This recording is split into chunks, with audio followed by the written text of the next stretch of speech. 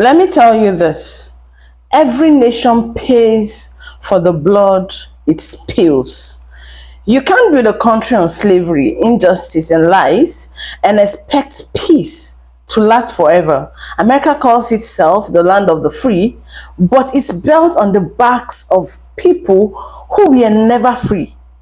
And no matter how much time passes, the cries of the oppressed never go unheard.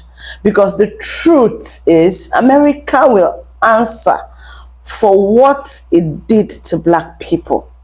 The reason America doesn't have a lot of things is because of racism. Because white people can't enjoy an ice cream cone without knocking one out of the hands of a Black person. So now can't nobody have ice cream. If racism wasn't the foundation of the United States in every single institution that is in the United States, we would all be living in an entirely different reality. One where everybody has universal health care, one where we wouldn't have credit scores. Credit scores are a fairly recent invention. They were invented in 1989 by the Fair Isaac Corporation, otherwise known as FICO, and it was supposed to be to assess the credit risk for lenders. It was a standardized way to help lenders to see who they should and shouldn't lend to. Guess who they didn't lend to, guys? I'll give you a hint. It starts with the Black people. Student loans is another one. As soon as more Black people started going to college, that's when the cost of college skyrocketed. Speaking of credit risk, you would assume that lending $100,000 to a literal child would be a risky, thing to do, but that's where they make the exception.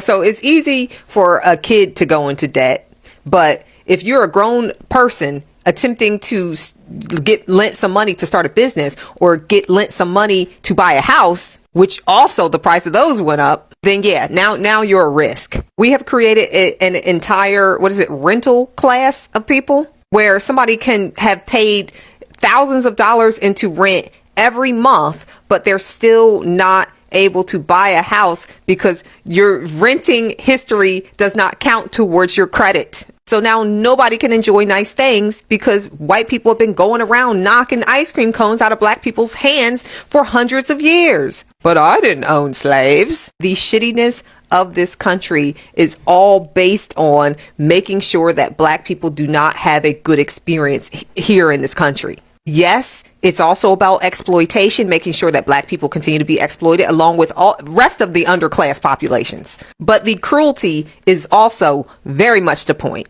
So the bad vibes here is because of racism. It's because everybody is having a crappy time because white people can't stop themselves from squeezing Black people, from policing Black people, from making sure that, wait, are you supposed to be in first class? Wait. Do you live here? Is this, wait, you want to get paid a living wage? White people are given a diet of seeing themselves as victims, as seeing themselves as powerless, and seeing themselves as colorblind so that they can go like this and continue to perpetuate systems that hurt Black people disproportionately and then bleed over into hurting everybody else. This is why when the Civil Rights Act happened and it helped Black people, it helped everybody. It helped women. It helped disabled people. And then they unalived Martin Luther King because he was about to touch on class consciousness. He was taking a deep breath in and he was going to say, and another thing. And the American government took him out so fast. The moment white people, regular white people, the ones who think that they're powerless and the ones that think that they're colorblind, the moment that they get critical thinking skills and stop thinking some people deserve this human right and some people deserve that human right, we would be cooking with gas. But white people want to be seen as innocent and, whoa, that's not my problem, dude. Like, okay, well, it's not your problem, but it is your problem because you have credit scores, you have student loans, you can't afford health care, you can't afford a house either. It's our problem. Fix it. The fact that Black people never got reparations and we still came out thriving is kind of crazy. Because they really set us free and we didn't have shit, not a pot to piss in. We didn't even have our last names. The family we came with, who knows what the fuck they were. And we still ended up being doctors, lawyers, presidents. Do you know how great you gotta be to overcome some shit like that? We came from nothing, bruh. We didn't even speak this language when our people got here. Do you understand what I'm saying? That no other group has been capable of this. No other group. And I just thought, if we did get reparations, Y'all think the Jewish folks own everything? Oh, we would have been unstoppable, bro. We would have been unstoppable. Y'all still trying to stop us to this day. Look around today, the chaos, the division, the moral confusion. This is not random. This is the result of centuries of injustice. You can't enslave, humiliate, and destroy generations of people and think time alone will wash it away. America never repented. It apologized on paper, but not in its hearts. The system that oppressed black people will exist in prisons, in banks, in schools, in the streets. They celebrate freedom while black men are still targets. They preach equality while black women still fight for respect. But the law of life is simple. What you sow, you reap. You can't bury truth forever, it rises. You can't silence pains forever, it speaks. And that's why we are seeing judgments come. Not through fire and brimstone, but through unrest, corruption, and a nation turning on itself. Every empire that mistreats its children eventually falls. Let's watch these videos. Anyways, I'll be back. Do not forget, credits to these creators. I'll be back. Make sure you stay till the end. Yes, this gentleman right here, he was taking a break. But while he was taking a break, he decided, as soon as I came to the register, for his ass to come and stand behind me. And it's no joke, no real joke, okay? I ain't bullshitting about what's going on with me and mine, because I'm not a thief. It's one thing I'm not, is a thief. But I'm in this neighborhood where yuppies live and guppies die. Man, please. This is some, you know. Let me get my ass to my car. Well, I got a chauffeur waiting on me.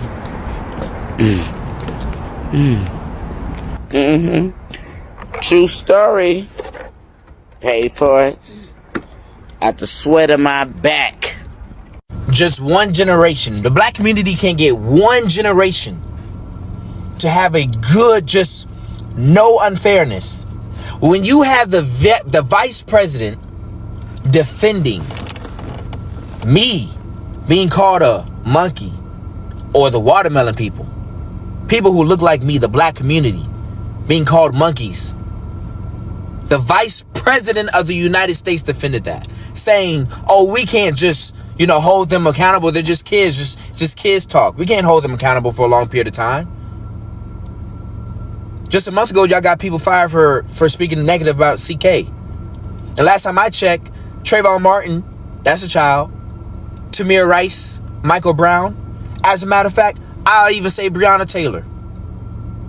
Those are all children, right? Because there's a 25, 30-year-old in that little group chat too. But somehow, the vice president can defend them. But you want to always tell me it's not about race. The Voting Act right is about to be overturned so that way they could dilute the black vote. DEI got removed, even though that benefited white women more than anybody else. Black Lives Matter on the little streets, removed. Black mayor-run cities have been attacked by the president. Slavery and black history has been removed or watered down in our museums across the nation. Over 300,000 black women have been fired or let go from their jobs and counting. But you want to tell me it's not about racism. Racism is why your life is expensive. Racism is why you cannot function in this society. And you feel like everything here is unfair because it is. Because of racism. It's not a social class issue. If it was just a social class issue, there would be a hell of a lot more millionaires and billionaires because of the opportunities that we have here in this country that y'all like to proudly brag about. It gets to a point, at this point, I've been really flustered all day about this, to be honest with y'all. I really have. I've been doing really good with having a peace of mind, but this Voting Act right is really bothering the hell out of me. So what I really want to get to is like this King's protest, this No King's protest. Make that shit count. Make it impactful. Make sure when you guys are in those streets, y'all not worried about your kids having a daycare or nothing, having fun. No. Make it worth it. Boycott everything. You shouldn't be subscribing to anything in this nation anymore. And I don't care if it's Netflix, Disney, HBO, DoorDash, Uber Eats. Get rid of all of it. Make your voice and make your money talk. Let them resonate. You need to resonate with them. You need to make them hurt the way they're making you hurt. I don't know. I'm beyond this. The VP defended us getting called monkeys. That's crazy. The President of the United States of America, Donald Trump, is now demanding that the United States of America pays him $230 million for emotional distress and harm. I can't believe that this video is real. Here's everything that you need to know. Trump is demanding this lump sum from the Justice Department for the harm he suffered, onset by the federal investigations and criminal charges that he has faced in the last 4 years. Now, if this demand is met and he's paid the $230 million, that's going to be paid for by you, the American taxpayer. So what's next? Well, now the Justice Department gets to determine if they want to approve or deny his claim for $230 million. But here's the thing. One of the two people that could approve his claim would be Deputy Attorney General Todd Blanche. Here's the thing about Todd Blanche. He's one of Donald Trump's lawyers and has been one of Donald Trump's personal attorneys for years. Meaning that he is literally, not figuratively, but literally on Trump's payroll. So spread the word because your tax dollars may very well be going into Donald Trump's personal bank account here pretty soon. That's all for now. Never forget that the United States was built on stolen land with stolen people who were massacred and brutalized. All of this that is happening right now is a direct response to white people being pissed off that this country elected a black man to be president, not once, but twice. And he was and still is beloved. This is an inherently racist country. And until we face that, admit that, and dismantle it, we're going to keep having these problems. Jackass from the other day, I didn't know who he was, but he's made a response after he saw my video. So I'm going to let you hear some of what he said as a black conservative, and then I'll tell you my thoughts on the other side. Talking about accountability got someone in their feelings. But let me break down what I mean. This is actually a perfect example of why the black community still struggles. The game is becoming better in building and incentivizing people to want to build more in those areas. That is the conversation we should be having, not complaining about not getting money from daddy government. The biggest difference between him and I is I'm focusing on what we're doing. He's focused on what the government's doing. And that brings me full circle to the entire point of the video I made. If you're not focusing on what you're doing and bettering your life, and you're waiting for the government to fix that problem, and they're not fixing that problem, you will continue to vote for that party because they're telling you they're going to fix that problem when they're not. And that's what black Americans are doing with Democrats. They perpetually vote Democrats, but Democrats are actually not incentivized to fix black Americans' problems. Now, Jeff, I just found out about you, but let me give you some more data because you don't like that. Number 50, Louisiana ranks number 50 in the nation. We've got a Republican as our governor, a Republican over every other statewide office. Republicans run the state legislature in the supermajority as well as the Board of Education. So when you say that black people are loyal to Democrats and that we need to get away from the Democratic Party, well, Republicans run Louisiana, Alaska, and Mississippi, and they rank 48, 49, and 50 in the country. But you're still bragging on your party, buddy. Now, Jeff, people like you typically don't have a problem with people who retweet you like Elon Musk having $38 billion in corporate welfare. But if a black person asks for access to healthcare in their community, they're begging in the problem. But see, I'm not like you who built my platform off of talking about black people as a liability. I built my platform talking about black people as assets and bringing resources to the assets that are in black communities so that we can thrive. Now, let me go deeper explaining what I mean when I say run the black community, our money. Earl K. Long Hospital, which was closed by Bobby Jindal, a conservative. Republican Bill Cassidy used to teach doctors at Earl K. Long Hospital.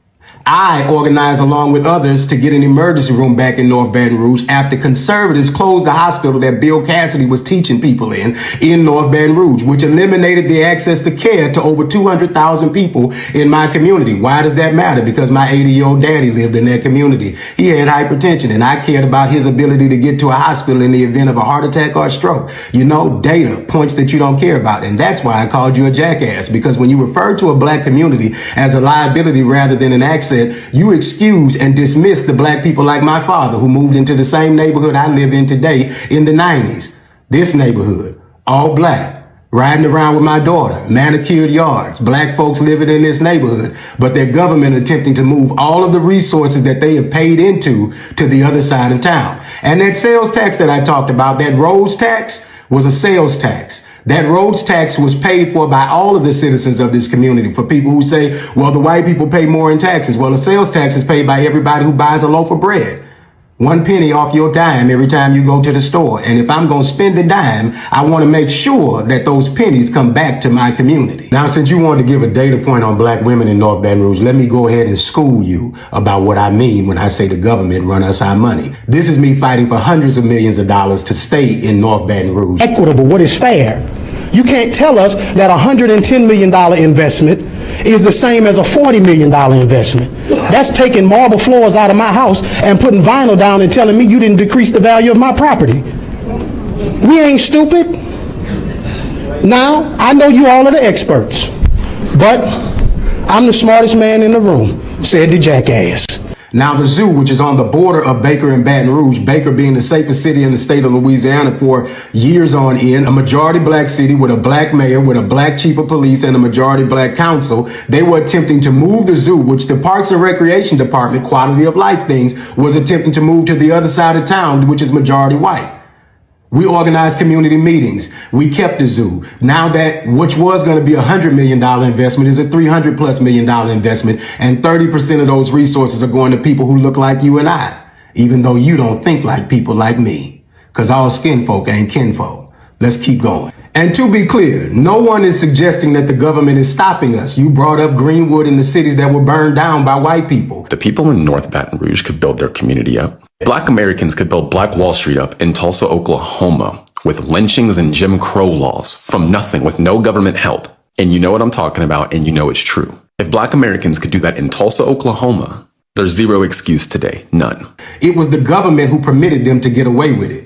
You do know that, right? And it's the government who permitted the state of Louisiana to rob Southern University, which is located in North Baton Rouge, of $1.2 billion over the last 30 years, while we're currently spending $50 million to redo the LSU lakes, which increases the quality of life for the people who live in South Baton Rouge, around LSU, which is majority white. But this HBCU that has the #1 nursing program in the country has been robbed of $1.2 billion. And I guess you don't think that those black folks ought to ask for their damn money. And the reason I know clearly it's a system is because even though our school system is 80% black, and the white citizens said that it was so bad that they needed to start a new city that was 70% white, now they want to send their kids to our magnet schools in their new city, even though they said it was so trash. But every time black people have accrued more political power, they've changed the rules to create a new form of government to ensure that they could maintain power over the tax dollars, the resources, the money.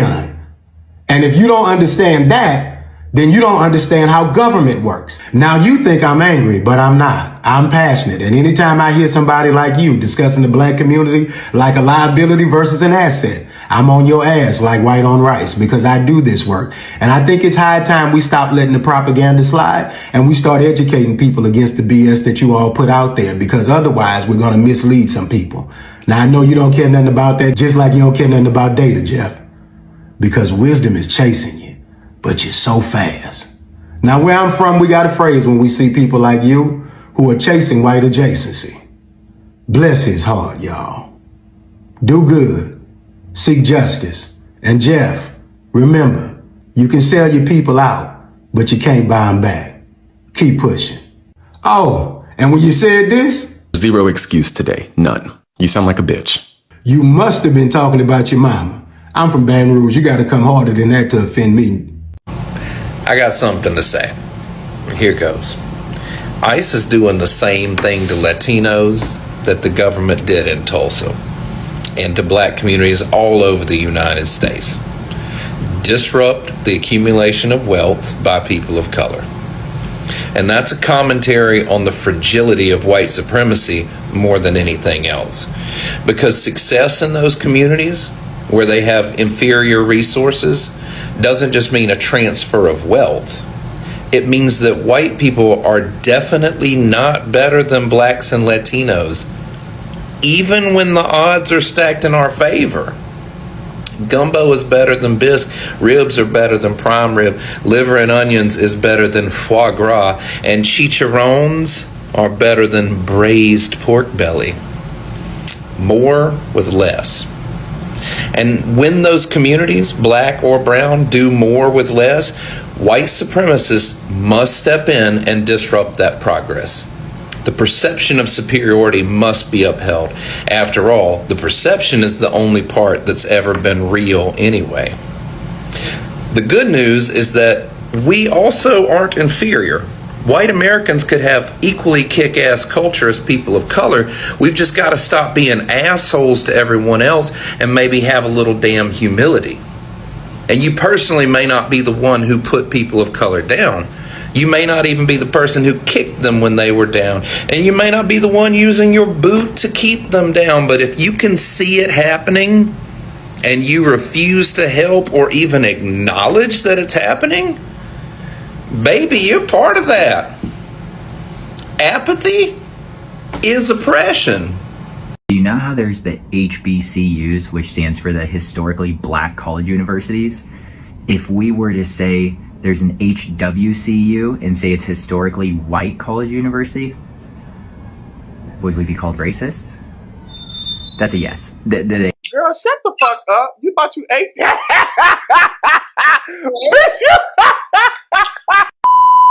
There's a fundamental lack of knowledge and understanding of the history of the country we live in by the majority of the people in this country who don't look like me. To come online and say, if white people had white-only schools, that they will be racist. Well, here's a brief history as to why HBCUs exist. It wasn't until 1954 with Brown versus Board of Education that schools were legally desegregated, meaning prior to that, black people were not allowed to go to the better schools with white people. We weren't allowed to go to white hospitals. We weren't allowed to use white facilities. Therefore, we had to build our own.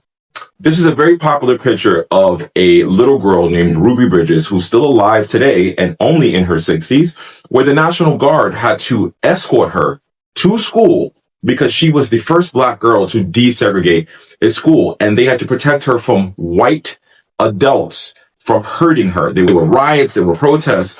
So to answer your question, revert to this image, cut to every time we did build our own, you burned it, you destroyed it, you eminent domained it, you built highways through it, or you flooded it.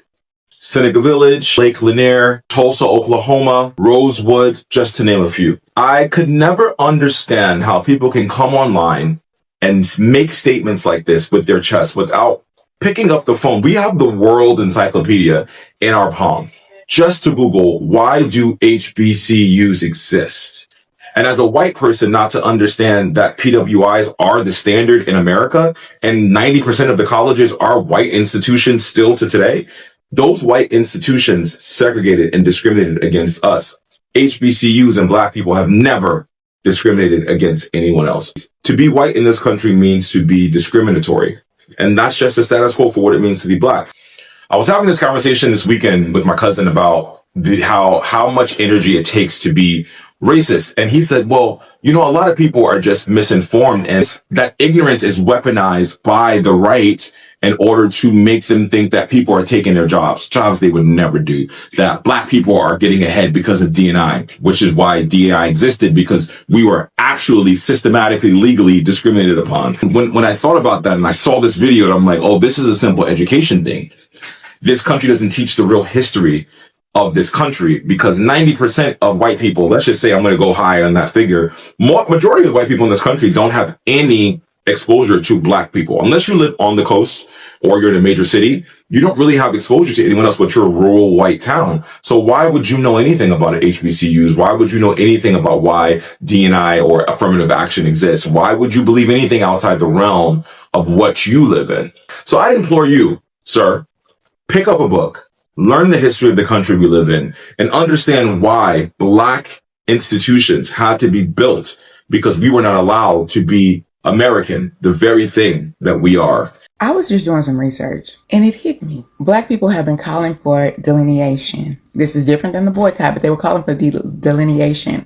And you can hear throughout the week, you can hear the anger and the upset in a lot of Black Americans' voices. But when I look at it and I think about what's been going on, Black Americans have been experiencing a paper genocide. Now, tell me if that's too strong of a statement, but if I were just to look at what's been going on in legislation, documentation, immigration, it is the intentional erasure of Black American history and Black American culture. So I don't say this lightly. I know those are strong words, but the upset and the uproar by quote unquote foundational Black Americans is because they understand, we going out for Palestine, we going out for all these other injustices.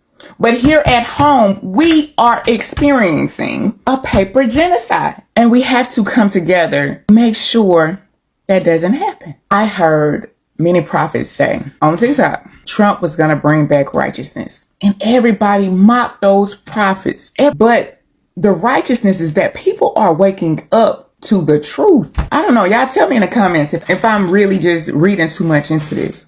You as white people are obligated to right wrongs that your ancestors did. White people wanting Black people to stop talking about it and don't make me feel bad about myself and I'm not a bad person yes you are. If you don't want to hear it, too bad. The responsibility falls on your shoulders. All right, I'm just going to break this down as clearly as I can. You are not owed anything because of the color of your skin, and I certainly don't owe you anything because of the color of mine. I've never owned a slave a day in my life, and you've never been one. Neither were our parents, neither were our grandparents. You have bought into the leftist lie that you are owed something because of the color of your skin because you cannot achieve it yourself. You have chosen to sacrifice your personal responsibility and your dignity, and that is not my problem, and I am under no obligation whatsoever to fund your sense of entitlement. I feel like the church throws out the word demonic too loosely. You want to know what demonic is? Demonic is American chattel slavery, the dehumanization of Black Americans in this country, okay? Not giving these people their reparations, okay? It's also using African American hair for pillows, couches, and mattresses, using slave skin for leather. That's demonic. Trump throwing immigrants in Alcatraz. If they try to escape, they're going to get bit by alligators. Okay? Concentration camps in 2025. That's demonic. Okay? You want to know what's the most ironic thing about this whole fuck around and find out situation? Is that the people who voted red, all of you Republicans, y'all voted not because you thought he was going to make your life easier, but because you knew he was going to make our lives harder. See, if we just go back in history, every single time figures out a way to advance socially, economically, politically, it doesn't matter. Every single time that we figure out a way to advance, what happens? More stipulations are put into place, more laws get passed, there's always a moving of the goalpost, and you know what really pisses them off is the fact that we keep figuring out a way to get to the goal. We keep figuring out a way to get to the goal. No matter what they do, we keep figuring out a way. But here's the thing about it. All them stipulations, all those laws being passed, it still affects them. It affects them. And now it's harder for their kids to do things. It's harder for their grandkids to do things. They want it to only affect us. And so they were hoping that putting Trump in office was going to be that final stipulation that can basically make America great again. You understand, where the white people can just always take the scenic route. You understand, they could always get the shortcut while we have to go through a back alley. That's the thing. But see, where you guys really fucked around and found out is that there's a new class system that's being put into place, and it has nothing to do with your skin complexion. It has nothing to do with your race. It has everything to do with your tax bracket, bitch. Your tax bracket. And you guys weren't paying attention to that. You thought that your proximity to whiteness, or you actually being white, was going to save you, like it's always done time and time again. However, Trump, President Elon Musk, and Vice President Trump do not give a fuck about you. Even the people that were making $100,000 a year who voted for him. I have family members who voted for him because they want to be rich. And they thought that they were going to get a tax cut. Instead, you're paying more on top of the taxes that he has everybody paying, that was put into office and put into our government in 2019. A lot of you guys think that we're under Kamala and Biden's, and no, we're not. We're under Trump, baby. Still. Everybody complaining about this economy. We're under Trump's economy from his last term.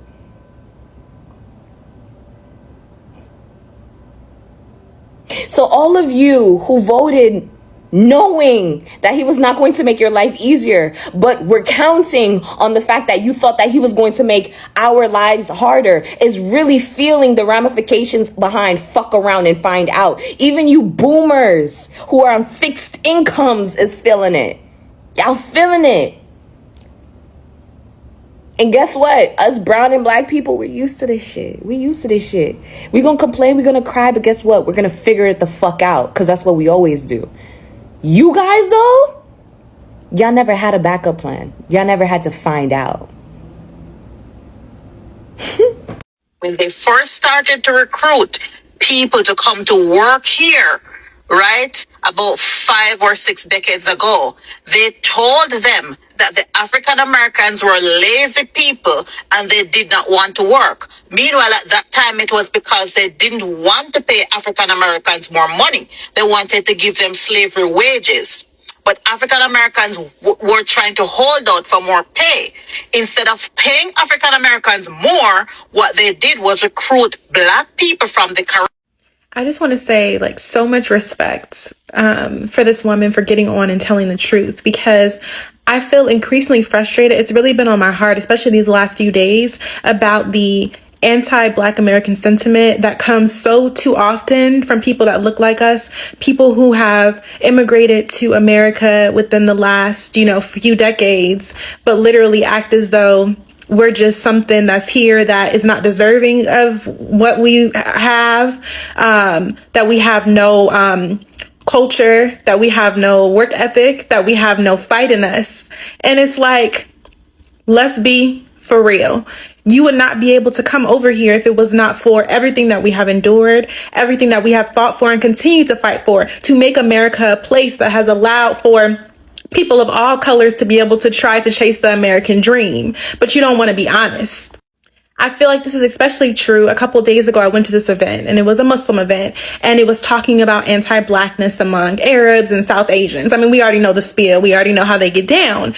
But something I feel like we don't talk about enough as well is that a lot of the diasporic people who are within the Muslim community, within the American community in general, they look down on Black Americans, or their favorite words that they like to call us, just as much as the non-Black people, the non-Black immigrants. And we have to be honest about this. And it really does, like, you feel it a little deeper when it comes from people who look like you.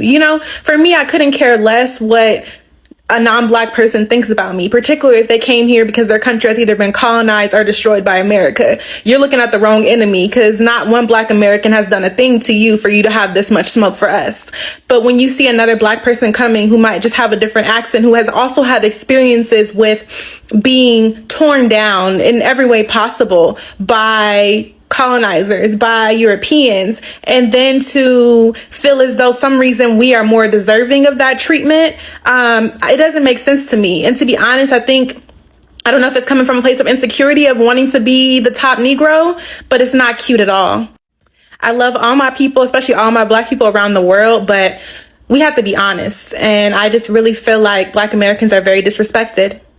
And before I close my eyes tonight, it is with a sober heart and a clear mind that I extend 2 full middle fingers to all of you that didn't vote, told others not to vote. And those of you that voted third party, knowing full well we are in a two-party system that wasn't going to change in a few months. It is because of you that now we're going to end up in a one-party system when they gut Section 2 of the Voting Rights Act. That's what's going to happen. It was the one thing holding states accountable for representation. As soon as this is passed by the Supreme Court, because that's how ignorant they are, as soon as they overturn this and take this away, those states are going to start gerrymandering. Representation will be gone. Do you hear me? They're going to gut and take the filibuster.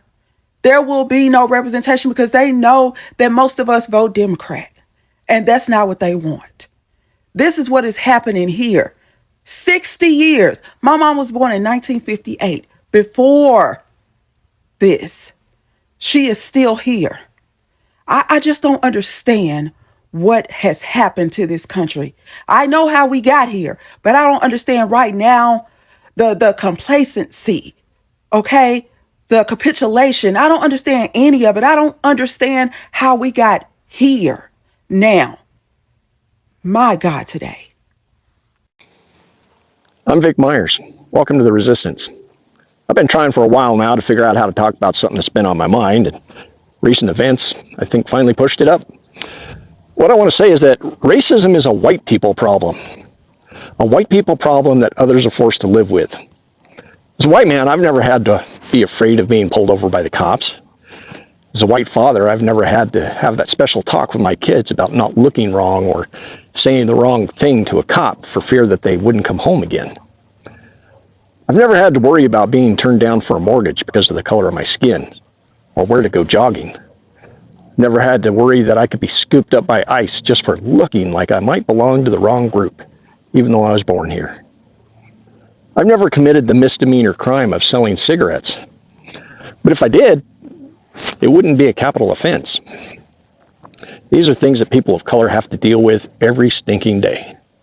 These are things that white people allow, that white people cause. I think I'm finally ready to talk about it now because of the state that our country's in, the permission that Donald Trump has given for racist behavior, and the hope I recently felt when I saw the latest poll numbers. For reasons that never made sense to me, Donald Trump has gained support in nearly every demographic when he won his last election, including non-white communities. But now, recent polling suggests that just about everybody is finally seeing him for what he is. They're seeing his racism, and the racism emanating from this administration like stink from a skunk. And they're saying it's not okay. He's lost everything that he gained, and then some, among all these groups. Well, every group except one. That one group is white, non-college educated men, the last stronghold of Trump's race-based politics. Polling indicates that a majority of this group is still standing solidly behind Trump and his policies. Unfortunately for them, they're not going to be any better off under Trump's policies than anybody else. Maybe one day they'll realize that their racism isn't worth what they're losing. And maybe the rest of us will realize something too, that racism is a white people problem, and it's up to white people to solve it. It's up to white people to call it out among their coworkers, their friends, and their family. It's up to white people to be the loudest and proclaim that racism is no longer acceptable in American institutions. It's up to white people to make sure that we're not voting for the racists. Thanks for listening. Good day.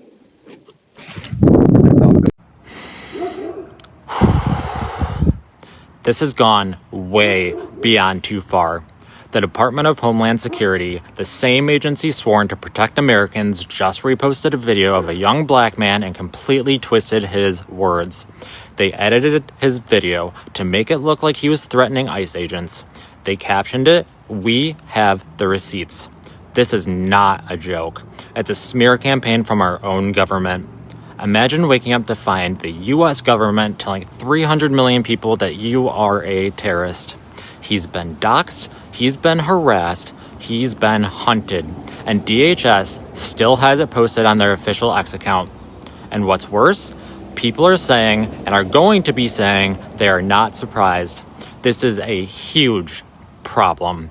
We should be living in a world where this is shocking and where the people responsible are held accountable. This is exactly how dictatorships start. Not with soldiers in the streets, but with propaganda built on ordinary citizens. And this young man, they aren't just trying to ruin his reputation, they are trying to and are actively destroying his life. If the state can manipulate a video to fit its story, they can do this to any one of us. But most importantly, when they target a young black man and a community already oppressed and profiled, it exposes exactly what kind of system we're living under. And yes, there will be people saying, I don't understand because I'm white. And they're right, I'll never understand. But what I do understand is that we cannot and we will not let this keep happening. This is not going to be a PG-13 video because it needs to be said. Because somebody has to say it. What in the fuck is wrong with you people? Pam Bondi, I want to know. Attorney General, I want to know. You fake white fucking Christian. You fucking Pharisee. What is wrong with you people? And Carol Levine, what in the fuck is wrong with you people? You sit up there as women supporting a man who sexually abuses women, who's a fucking felon, who insults people's wives, who's a bully, who has dinner with white nationalists, and you dumb motherfuckers, but the trans people, the trans people, the trans people. Oh, look at the 2 trans people in Maine. Oh, we're going to punish them because it's against the design of God. Was it God's design for Donald Trump to fuck Stormy Daniels on his 3rd marriage? Is that part of God's design? I want to know, Pam Bondi, is it? With your fake fucking gold cross? Is that part of God's design? To bang a porn star while your wife is at home with the 2-week-old son? Is that part of God's design? Is that your nuclear family? 40,000 people die a year from gun violence. 40 fucking thousand. And what do you dumbass white Christians do? Oh, Lincoln Riley, oh my God. Out of 40,000 people that die a year, you pick one non-white person and bitch and moan to justify your fucking racism. What about the other 220,000 that have died over the last years? Huh? Where's your outrage, pro-life Christians? I want to know, where is it? Where did you stand up for Amber Thurman that lost her life because you took away her fucking health care? Where is your outrage over the 14 million kids that go to school every day hungry? Where's your outrage over the 11 million people that live in fucking poverty? Where's your outrage over all of the women who were victims of sexual abuse in this country? And you're like, oh, whatever, I'm a Christian. I'm going to vote for a man who sexually abuses women. What in the fuck is wrong with you people? You literally could be eating garbage on the side of a street and homeless as long as you owned the fucking libs. Your bigotry, your racism, your xenophobia of everybody that's not white is morally reprehensible and it's disgusting. It is vile. You are why we're here. This white supremacist fucking country. And I'm sick of it.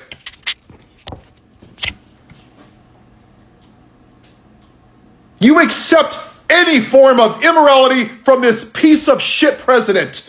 In the name of Jesus, while you go to church and pretend to be a fucking Christian for 1 hour a week with your fucking Joe Biden flag and your Joe in the Ho t-shirt. Yeah, such great godly values, but God forbid a transgender play in a sport. How many felonies have these transgenders committed? I want to know.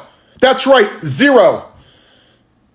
While you support a fucking felon.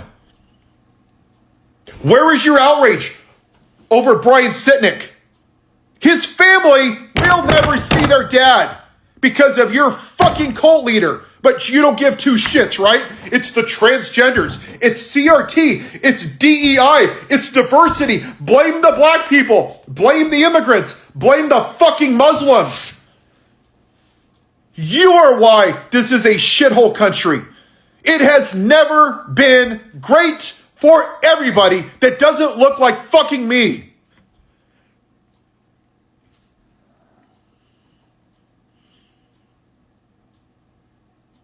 We have been told since we were in fucking diapers, worship the flag. You're the bestest in the whole world. You get up and you pour your freedom Wheaties with your patriotic milk, and you do the Pledge of Allegiance to your breakfast. And before you leave, you feed your pet bald eagle. And then you go to school with your 1776 Constitution. That shit was written by fucking pieces of shit slave owners who owned black people. But you won't fucking say that. Because you refuse to admit what this fucking country is. It's racist. And you fake-ass Christians accept everything that is fucking wrong, moral, sinful, bigoted, sexist, misogynistic to praise Jesus. While you support a man who treats human beings like absolute garbage because you love it. You fucking love it. That guy right now that's in El Salvador has a fucking family. He has a wife and 3 kids. You know what? He hasn't sexually abused women. He's not a 34 count felon. He didn't cause an insurrection on the fucking Capitol. But you get off on it because he's not white. And it fucking makes your sexism and your racism, you get your lucky sock out and you fucking love it. You love it.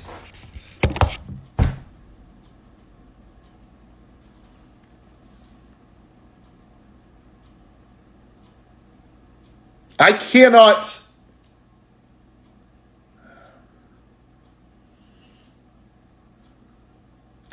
imagine how hard it must be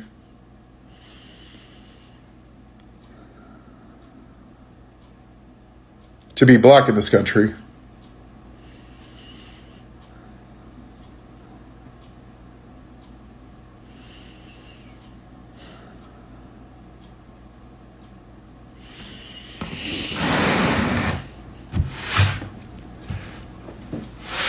The reason we're here is because there's a swath of this country that only give a shit about themselves. You voted for this human piece of shit because you couldn't handle a black man sitting behind the Resolute desk. So you went back to the only thing you know, the plantation owner. And then you couldn't handle a black woman being president. So you went back to the plantation owner again. You went back to what this country was founded on. The founding fathers that designed this country for 21-year-old white men.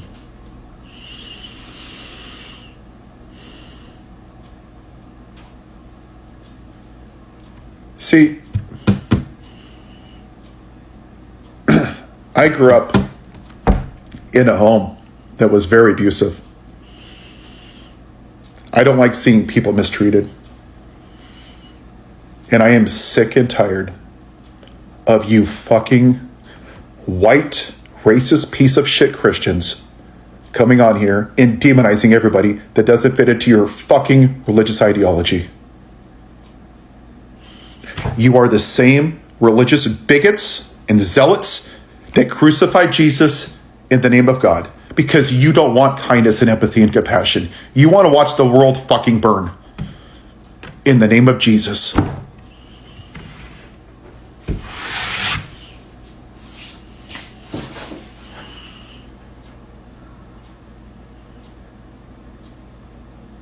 I'm sorry to people that are mistreated by these people. I'm not going to hide my passion because I care about people. This isn't about me. Being a real man, just so you people know, isn't about owning a truck or guns or tattoos or being some tough guy. It's about giving a fuck about other people when it doesn't affect me. That's what being a fucking real man is. So why don't you start giving a shit about somebody else? Since you people claim to follow Jesus so much, the least selfish person that ever lived. How about you go do that? And stop blaming fucking trans people for your shitty life. Being a black woman is knowing when the fight is not yours. It is letting America pay for her sins and transgressions. We will not save you this time. Tell me what you know about being disqualified for being overqualified. Knowing too much and might do the job too well. Code switching my tongue to standard English just to be micromanaged by someone who calls himself an ally. Feed me propaganda. Greet me with African American vernacular they learned on TikTok. They say it's the new Gen Z lingo. They have no idea the origin of this breakdance language. We are living in a new era. The descendants of sharecroppers are now the new corporate baddies. Systemic racism hates to see all this prosperity on us, so they took back their affirmative action in the name of equality. Fine. Keep your DEI programs and initiatives. Haven't we been here before? Don't we always return back to the fabric of what this country is made of? But this time there will be no fact checking. So every day we have to fight erasure with permanent ink, telling our stories, writing our stories in the skyline like my people were here, my people have always been here. Welcome back. Welcome back. Now let's continue.